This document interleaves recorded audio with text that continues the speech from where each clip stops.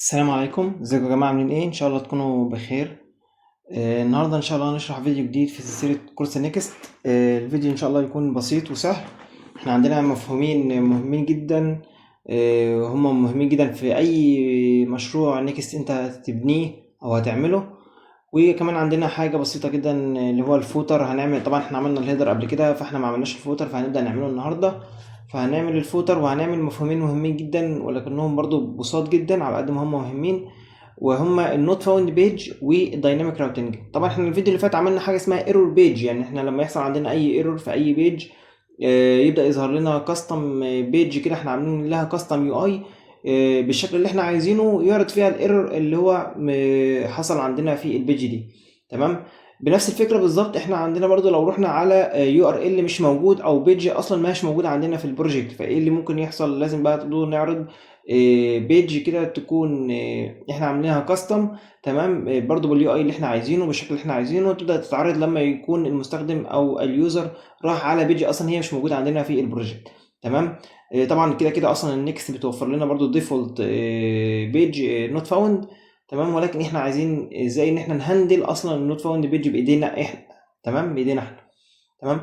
برضو عندنا فكره الدايناميك راوتنج، ان احنا برضو لو عندنا مثلا صفحه البرودكتس، طبعا البرودكتس ديت هي مليانه برودكتس.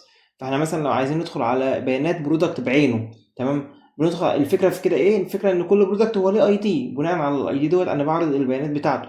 طب ازاي بقى انا هبدا ادخل على كل صفحه على نفس الصفحه، بس بنفس الصفحه ديت تعرض لي البيانات باي دي مختلف، بناء على اي دي مختلف، لان طبعا الاي دي دوت هيختلف لان كل برودكت له اي دي مختلف. تمام. برضو في اليو ار ال الاي دي بالنسبه له هو هيكون الاي دي مختلف، لان مثلا لو ضغطت على البرودكت اللي هو الاي دي بتاعه واحد، فهيبدا يروح في اليو ار ال، لان انا دلوقتي في اللينك اللي هو برودكت مثلا سلاش واحد. طب دلوقتي لو رحت ضغطت على برودكت اتنين، فبالتالي الاي دي هنا هيختلف، وبالتالي اليو ار ال هيختلف.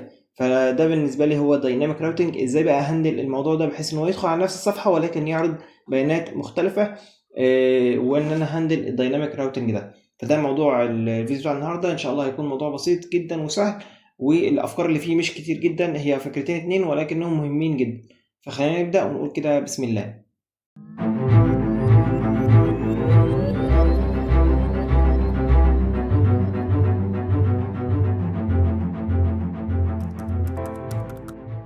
تمام. دي صفحة نيكست اللي احنا واقفين عليها المرة اللي فاتت، ديت آخر حاجة احنا واقفين عليها. طبعا احنا عندنا هنا صفحة البرودكتس، ولكن خلينا احنا عملنا بقى الهيدر، فخلينا نبدأ أول حاجة إن احنا نعمل الفوتر بتاعنا. تمام. فخلينا نيجي هنا كده نشيل بقى الهيدر ونشيل، أنا خلاص مش عايز أي حاجة من دول. تمام. أنا دلوقتي هدخل على السورس، هدخل على الكومبوننتس وأعمل هنا فولدر جديد وأسميه الفوتر بتاعي. تمام. وأعمل هنا جوه الفوتر، طبعا هو حاجة بسيطة جدا، احنا هنعمل فوتر بيزك جدا خالص. تمام. يعني حاجة تكون سهلة جدا. تمام. نعمل هنا طبعا component، طبعا انا السطر ده مش محتاجه، ولا ده برضو محتاجه، وانا هعمل انا من الاول خالص. تمام. واعمل هنا كده الفوتر. طبعا ده عشان نعمل سيمانتك تاجز زي ما احنا متعودين احنا شغالين سيمانتك تاجز. تمام. وخلينا كده، انا عندي هنا فوتر بسيط خالص انا عامله، فعشان برضو ما اضيعش وقت في الستايلنج انا ممكن اقدر اجيبه كده واجي تاني. تمام. هو ده يا جماعه الفوتر بتاعي، انا سهل وبسيط خالص. انا جايب هنا فوتر، تمام، وعاطيله هنا باك جراوند وتكست وحاجات بسيطه يعني. تمام. وطبعا هنا مسنطره زيه زي بقيه الكونتنت بتاعي اللي انا عامله. تمام. ولكن بقى هنا ايه؟ طبعا انا دلوقتي لو رحت هنا كده على البيج خلينا نشوفه. طبعا هو مش هيظهر لي. ليه مش هيظهر بقى؟ لان انا اصلا ما عملتلوش امبورت عندي في البيج بتاعتي، او في الاب بتاعي. هعمله امبورت ازاي؟ انا طبعا عايز الفوتر يبدا يظهر لي في كل البيجز بتاعتي زيه زي الهيدر. يعني انا الهيدر بتاعي دلوقتي هو ثابت، انا دلوقتي رحت صفحه الاباوت فالهيدر موجود وبيرندر هنا صفحه الاباوت. لو رحت على البرودكتس فالهيدر موجود وبيرندر هنا صفحه البرودكتس. انا في نفس الوقت برضه عايز الهيدر يكون ثابت معايا في كل البيجز. فبالتالي هنعمل نفس الفكره اللي احنا عملناها في الهيدر، اللي هي كانت ايه؟ هروح على اللاي اوت بتاعتي. اللاي اوت موجوده فين؟ موجوده في الاب. هاجي هنا كده على الهيدر. تمام. هاجي هنا على اللاي اوت قصدي، وهاجي هنا الاقي الهيدر وبيرندر تحته الكونتنت. تحت الكونتنت عايز ارندر هنا ايه؟ الفوتر بتاعي. فهعمل له هنا كده امبورت. تمام. هعمل له كده امبورت، طبعا واقفل هنا التاج بتاعه، وابدا ان انا دلوقتي تعمل له امبورت هنا اهوت. انما المفروض دلوقتي ان انا اروح الاقيه هناك. تمام. فالفوتر ظاهر معايا زي ما احنا شايفين كده، ولكن طبعا انا مش عايزه بالمنظر ده، انا عايزه يفضل ثابت تحت هنا كده بالظبط، يكون تحت. تمام. فانا مش عايز كده، فانا هاجي هنا بقى طبعا واظبط الستايل بتاعه شويه. فهاجي هنا كده واديله مثلا بوزيشن يكون فيكسد. هديله طبعا بوتوم داش زيرو يكون ثابت، واديله طبعا ويتس فول علشان يكون واخد الويتس كله. واجي هنا كده الاقيه طبعا نزل ايه معايا تحت كده زي ما احنا شايفين. فانا دلوقتي لو رحت على اي صفحه هو بالنسبه لي هو ثابت معايا. طبعا لو رحت هنا على صفحه البرودكت هلاقيه هو موجود معايا، والكونتنت موجود زيه زي الهيدر بالظبط. تمام. يبقى انا كده عملت الفوتر بتاعي وعملت الهيدر، وبالنسبه لي دلوقتي الموقع بتاعي جاهز من حيث الهيدر والفوتر. تمام. ابدا دلوقتي ادخل على الجزء الثاني بتاعنا، اللي هو ازاي نهندل النوت فاوند بيج. تمام. ازاي هندل النوت فاوند بيج؟ انا دلوقتي اصلا خلينا نفهم ايه اللي بيحصل. يعني انا مثلا عندي هنا صفحه البرودكتس، فانا دلوقتي لو شلت صفحه البرودكتس دي، وليكن مثلا عايز ادخل على صفحه اسمها الصفحه دي مثلا. تمام. طبعا هي الصفحه دي اصلا مش موجوده، مفيش حاجه اسمها صفحه جي كده موجوده. تمام. انا دلوقتي لو ضغطت على ايه اللي هيحصل؟ اللي هيحصل دلوقتي ان نيكس هتروح تدور على الصفحه دي، فمش هتلاقيها موجوده عندي في الابلكيشن بتاعي، او مش موجوده عندي في البروجكت بتاعي. هتدور عليها مش هتلاقيها، فهتدخل على ديفولت نوت فاوند بيج. تمام. هي اصلا النكست عاملاها. طيب لا، انا مش عايز بقى الديفولت دي، انا عايز اعمل انا كاستم نوت فاوند بيج بايدي انا. تمام. فخلينا موجودين هنا على الصفحه اللي هي النوت فاوند عادي جدا، ونبدا ان احنا نشتغل على ازاي ان احنا نوصل للنوت فاوند بيج بتاعتي. فخلينا بقى نقفل الفوتر خلاص ما عايزينه، ونقفل ده برده، ونقفل ده كله، ونبدا واحده واحده ازاي اوصل للنوت فاوند. فاكرين الايرور بيج كنا بنعملها ازاي؟ انا بعمل النوت فاوند زيها بالظبط. ازاي؟ بدخل هنا على السورس، بدخل على الاب. تمام. على الاب، وابدا شايفين الايرور دي؟ لا، انا هعمل هنا جوه الاب فايل جديد خالص واسميه نوت فاوند. وخلي بالك من هو بيتكتب ازاي، لان لازم يتكتب بنفس الشكل كده بالظبط. اكتب نوت داش فاوند دوت طبعا تي اس اكس عشان انا شغال تايب سكريبت. خد بالك هو مكتوب ازاي، نوت داش فاوند دوت تي اس اكس، لازم يتكتب بنفس الصيغه كده بالظبط. تمام. عشان نكست تقدر تفهم ان ديت النوت فاوند بيج بتاعتي اللي انا عاملها. تمام. وابدا اعملها ار اي اف سي اي علشان ان انا ابدا اعمل كومبوننت. تمام. وطبعا هو عشان الكومبوننت ما ينفعش يتسمى بالاسم ده، فانا لازم اكتب هنا كده نوت فاوند علشان طبعا الكومبوننت لازم يتسمى بالاسم ده. تمام. فانا دلوقتي المفروض تكون نيكست، همسح انا السطر ده، المفروض تكون نيكست دلوقتي فهمت ان الصفحه دي هي اللي هتظهر لما اليوزر يدخل على اي صفحه هي مش موجوده بالنسبه لي. تمام. فانا دلوقتي المفروض لو رجعت تاني للبراوزر بتاعنا الاقي الصفحه ديت رندرت عندي بالظبط كده. انا دلوقتي واقف على صفحه مش موجوده، فاللي بقى لقيت رندر عندي هي صفحه النوت فاوند بيج. تمام. يبقى انا كده ماشي مظبوط، ولكن انا بقى عايز اعمل ستايل كده يكون حلو. فهبدا انا مثلا انا هروح اجيب ستايل جاهز برضه عشان انا ما اضيعش وقت. هبدا اروح ان انا اعمل مثلا اكتب هنا كده نوت، هتلاقيني برضه باحث عنها قبل كده، نوت فاوند بيج مثلا، وتكون برضه معموله بتيل ويند علشان احنا شغالين بتيل ويند. تمام. وابدا ادخل مثلا على اول لينك، هنلاقي فيه بيجز كتير قوي معمولة جاهزة. تمام. ولكن طبعا فيها هنا حاجات مدفوعة، فخلينا ناخد احنا البيزك دي، خلينا ناخد احنا الشكل البيزك ده. تمام. نجيب الكود بتاعه من هنا. تمام. نجيب الكود بتاعه كده كوبي. تمام. ونيجي هنا كده ونعمل له بيست. تمام. طبعا احنا الكلاس ده هنعدله ونخليه كلاس نيم. كل الكلاسز دي نعدلها ونخليها كلاس نيم كده. تمام. بالظبط كده عشان يبدأ يشتغل معانا. برضو الاي ديت لا انا مش عايزها ايه، انا عايزها تشتغل باللينك علشان هندل الراوتنج بتاع نيكس زي ما احنا عارفين. تمام. طبعا عايز تعمل له امبورت، فهعمل له طبعا امبورت من هنا كده. تمام. وابدا ان انا اعدل اللينك ده عشان يوديني مثلا على الهوم بيج. في نفس الوقت عاوز اعدل ده واخلي دوت لينك برضو. تمام. يبقى انا كده كل حاجة مظبوطة عندي تقريبا. خلينا نشوف كده الدنيا هناك عاملة ازاي. زي ما احنا شايفين كده كل حاجة هنا دلوقتي مظبوطة زي ما احنا شايفين. انا بس عايز اكبر 404 دي اللي هي ستيتس بتاعت النوت فاوند بيج. تمام. فخلينا نكبرها. انا مش عايز مثلا التكست يكون بيز، انا عايز يكون مثلا 8 اكس ال، يكون حجمها كبير جدا بالظبط زي ما احنا شايفين كده بالظبط. تمام. كبرت معايا اهي. فانا دلوقتي لو رحت على اي بيج مش موجوده، انا بالنسبه لي النوت فاوند بيج ديت هي اللي هتبدا تظهر لي. فانا كده هندلت النوت فاوند بيج. زي ما احنا شايفين الامر بسيط جدا. انا كل اللي بعمله ان انا بكتب او بعمل فايل جديد جوه الاب، تمام، وبسميه بنفس الاسم كده بالظبط، نوت داش فاوند، واعمل الامتداد بتاعي. لو انا شغال جافا سكريبت بعمل جي اس اكس، لو انا شغال تايب سكريبت بعمل تي اس اكس، وابدا ان انا اعمل جواه اليو اي بالظبط اللي انا عايزه. اي يو اي انا حابه هبدا اعمله هنا كده، تمام. وهيبدا يرندر عندي في اي بيج انا بدخلها. يعني برضو لو جيت هنا كده عملت بيج تانية برضو مش موجوده، تمام، وعملت انتر، هيبدا برضو زي ما احنا شايفين بيعمل ريلود اهو، تمام. برضو دخلني على النوت فاوند بيج علشان هي مش موجودة، عشان هي ديت بيج اصلا مش موجوده عندي، تمام. هبدا بقى ان انا ارجع تاني للبرودكتس، هلاقي ان البرودكتس اتعرضت عندي عادي جدا، لان ديت البيج اصلا دي اوريدي موجوده، تمام. ولكن انا عندي دلوقتي بقى حاجه، انا عندي اصلا ديت هي عباره عن، خلينا نشوف دي ايه. خلاص انا دلوقتي النوت فاوند بيج ديت مش عايزينها. انا دلوقتي لو دخلت على البرودكتس، دخلت على البيج، طبعا انا شلت صفحه السيرش اللي هنا، انا مش خلاص مش محتاجها، تمام. انا دلوقتي وقفت على البيج اللي جوه البرودكت، فديت عباره عن بوستات. طيب ما تخلينا بقى ايه، وانا برضو عامل هنا بوست بيج وعامل هنا بوست ايتم وبرجع هنا بوستات.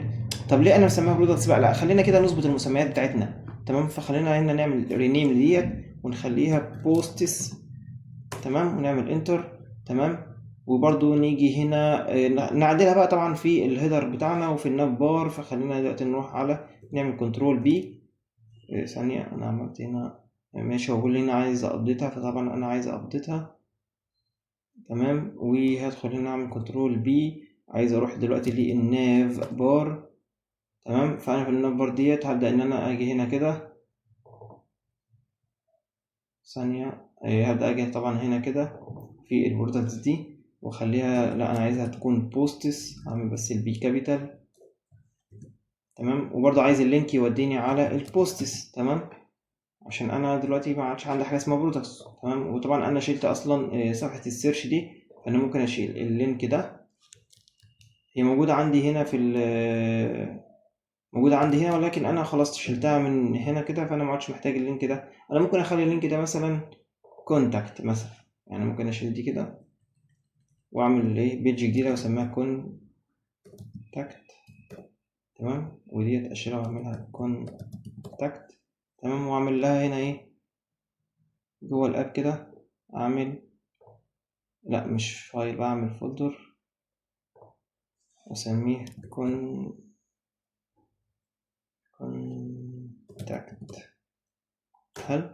واعمل جوه الكونتاكت دي، هعمل ايه بقى، هعمل بيج دوت تي اس اكس عشان ده راوتنج، عشان اظبط الراوتنج، تمام. واعمل هنا كده ار اي اف سي اي.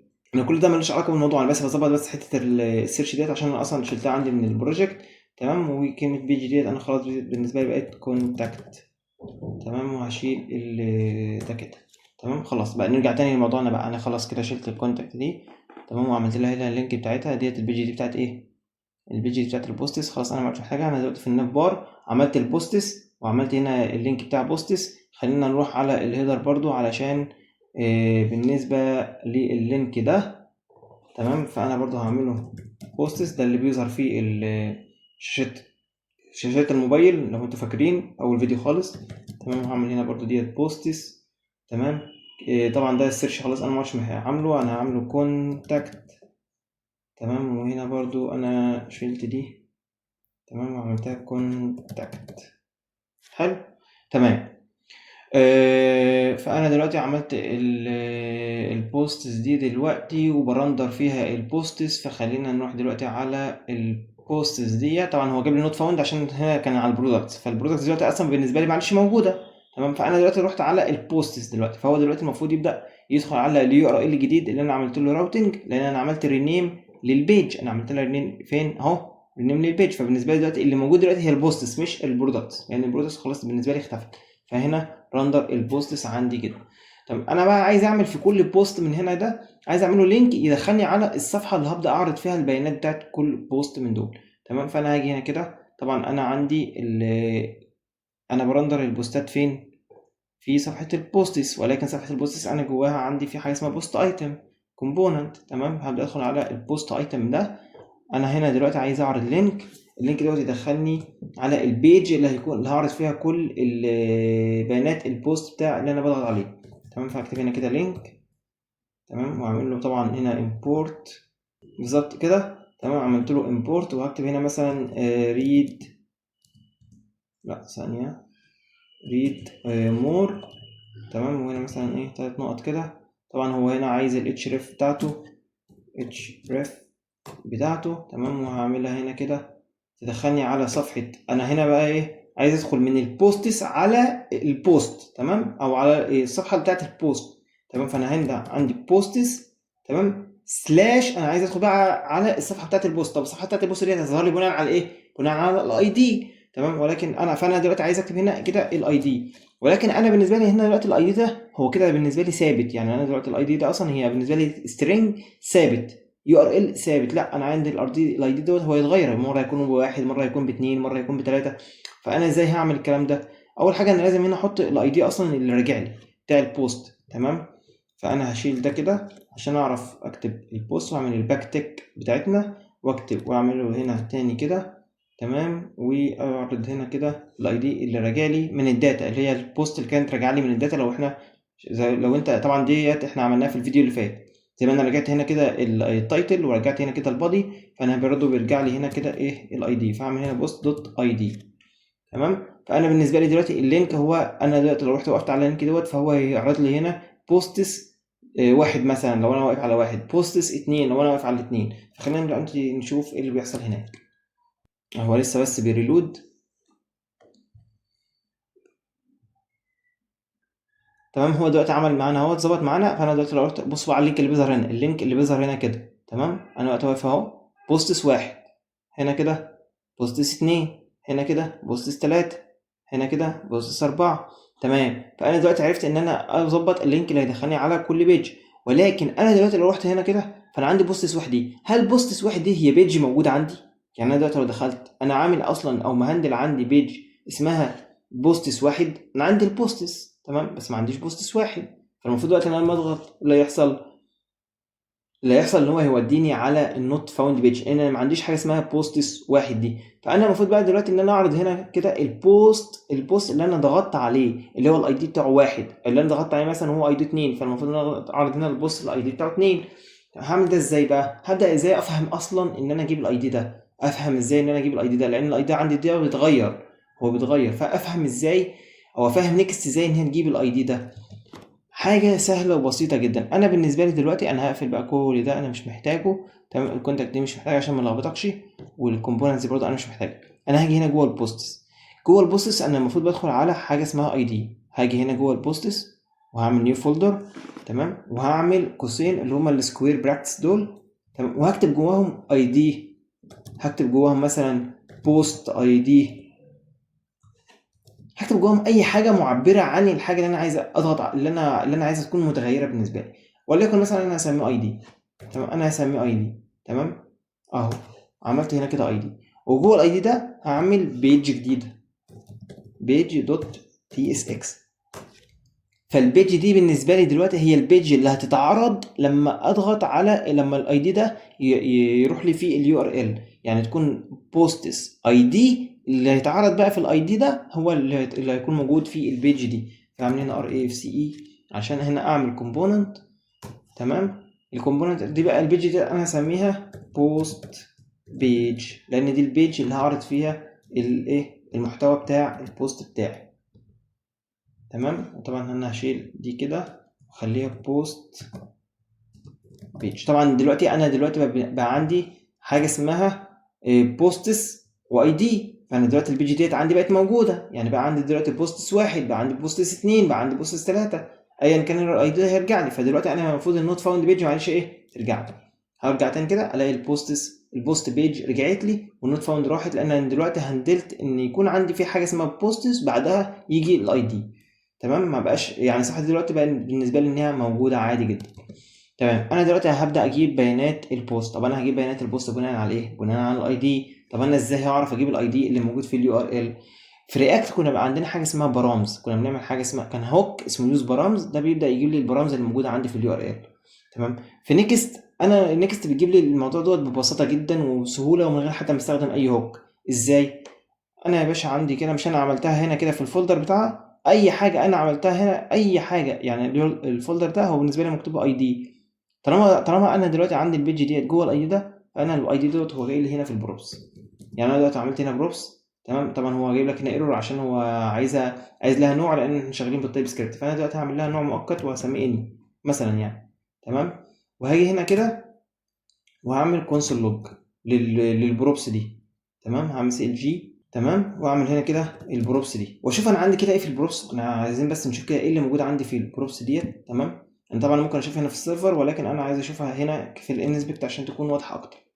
فهاجي هنا كده واعمل ايه، انسبكت، تمام. وابدا ادخل على الكونسول.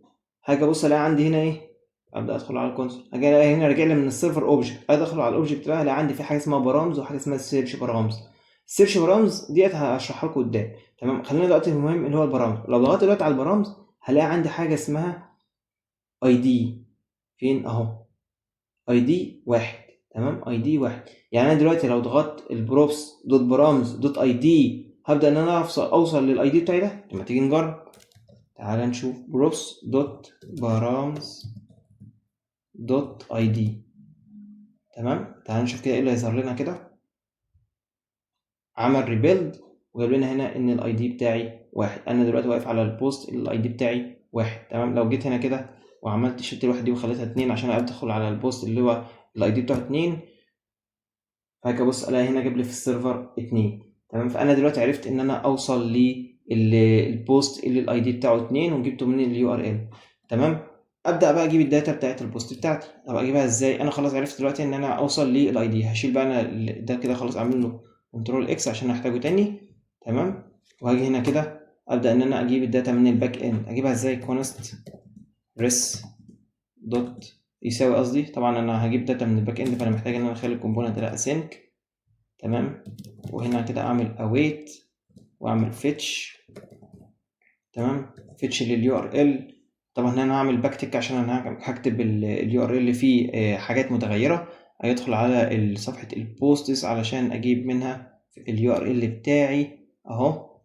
هاخده كده من هنا كده كوبي، تمام. وادخل على هنا البيج واحطه هنا كده بيست، تمام. واعمل سلاش وابدا احط هنا الحاجه المتغيره بتاعتي اللي هي ايه بقى، اللي هي لسه عامل كاتبها دلوقتي، اللي هو الاي دي. جايبه منين اهو، من البروبس دوت برامز دوت اي دي، تمام.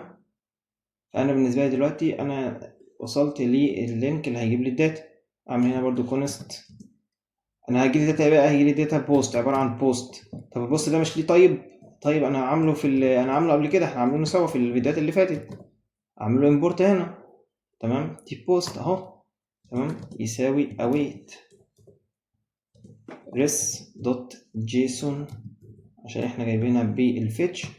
فانا دلوقتي بالنسبه لي الداتا دي هترجع لي مظبوطه وزي الفل. طبعا هو ما عملش هنا امبورت للبوست، فاحنا خلينا نعمل امبورت، تمام. دي التايب بتاعنا عمل له امبورت، تمام. فانا دلوقتي البوست ديت هي عباره عن داتا بتاعت البوست بتاعي. خلينا بقى نبدا نعرضها هنا.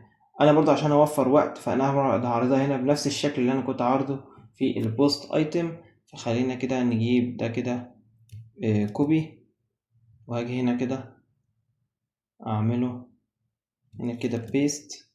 بس انا بقى مش هحتاج اللينك ده، تمام. وممكن اعرض سيبك من دي كده خلاص، تمام. اظبط بقى الستايل بتاعه شوية، الكي دوت انا مش محتاجه، تمام.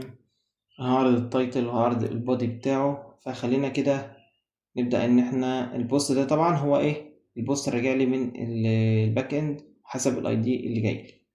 فخلينا دلوقتي نشوف الداتا ظهرت معانا ولا لا. بالظبط كده ظهرت معانا. انا دلوقتي ظهر لي الداتا بتاعت الاي دي بتاعه اتنين. فانا دلوقتي هروح احفظ الداتا كويس، ده الاي دي بتاعه اتنين. طيب ازاي؟ برضو هوضحها لك، تعالى اوضحها لك برضو. خلينا نيجي هنا كده جنب ال H2 ده ونعرض، مش هنا، خلينا نيجي فوق هنا كده نعمل سبان، تمام. السبان دي انا هعرض لك فيها البوست دوت اي دي عشان تبقى عارف احنا جايبين انهي داتا بتاعت انهي اي دي، تمام. وهنعمل هنا كده كلاس نيم هحاول انا برضو اكبره لك شويه، فاخلي لك تكست ماشي هنا كده مثلا، نخلي لك 2 اكس ال. تمام، يعني كده نشوف اهو هنا كده 2. حلو. انا دلوقتي بقى هروح على صفحه البوستس، تمام، وابدا ادخل على بوست جديد عشان تعرف بقى ان الداتا هنا بتتغير حسب كل بوست. ده اللي هو الدايناميك، فكره الدايناميك راوتنج بتاعتنا. فانا دلوقتي هروح على صفحه البوستس، تمام، وابدا ان انا اروح مثلا هنا على الريد مور دي في البوست رقم 1 اهو. هنا كده عرض لي البوست رقم 1. خلينا نشيل الكلامب ديت علشان ما اللاين كلامب دي عشان تبدأ تعرض لنا الداتا كاملة. خلاص احنا هنا كده كده بنعرض بوست واحد، فمش محتاجين يكون في مسافات. فزي ما انت شايف كده بالظبط هنا ايه رقم 1، تمام، عشان انا دلوقتي واصل الاي دي او البوست رقم 1. اروح هنا مثلا على واحد عشوائي جدا اهو. ده المفروض ان انا ضغط هنا 14 في اللينك، 14 برضو هنا ايه 14. يبقى انا كده عرفت ان انا اعمل حاجه اسمها دايناميك راوتنج في نيكست، وازاي بيتم. الموضوع سهل جدا. انا كل اللي انا بعمله ان انا هنا بضغط، بعمل هنا فولدر جديد بسميه اي دي، بسميه بوست اي دي، بسميه برودكت اي دي، بسميه ارتكل اي دي، بسميه اي حاجه انا عايز اسميها هنا. تمام، وبناء عليها ببدا. خلي بالك برضو ان اللي انت بتسميه هنا هو اللي نفس اللي بيظهر لك هنا. يعني انت لو سميت هنا بوست اي دي، هتيجي عشان تجيبها من هنا كده هتسميها بروبس دوت برامز دوت بوست اي دي. تمام، يبقى الكلمه دي بتتغير على حسب اللي انت كاتبه هنا كده في الاسم بتاع الفولدر. حلو. ده بالنسبه كده للدايناميك راوتنج بتاعنا، وده بالنسبه للفيديو بتاع النهارده. انا وليد، وده كان الفيديو بتاعنا في سلسله نيكست. اشوفكم في فيديو جديد ان شاء الله.